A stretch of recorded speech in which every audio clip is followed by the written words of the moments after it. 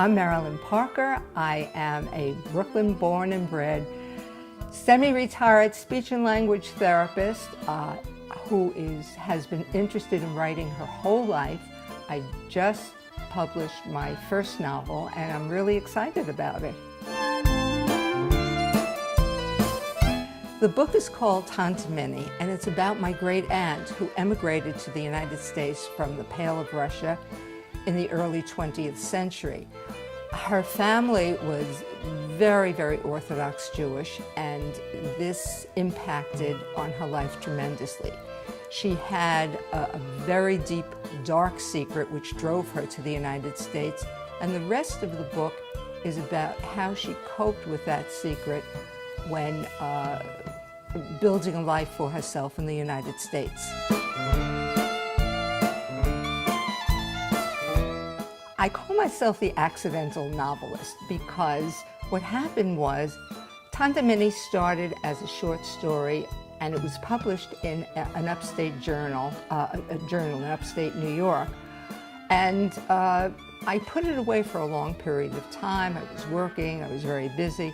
And then at some point I picked it up again and somehow it morphed from the short story to a full-length novel.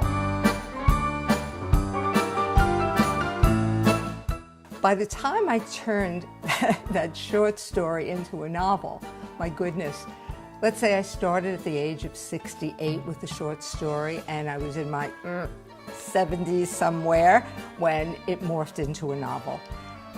There were advantages and disadvantages. For example, I would say the advantage was that I could look back on her life and my family's life with a certain perspective.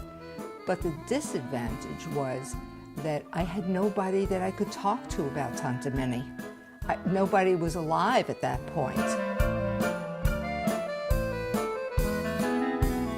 When I was a child, Minnie was part of my life, but she was a very, very elderly lady, and I was dragged by my mother to see her, and I really resented it, quite frankly.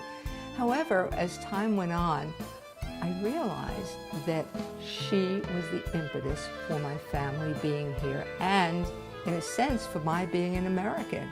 This was a very powerful fact to me, and it really didn't come until later in life that I realized how important she was to our family.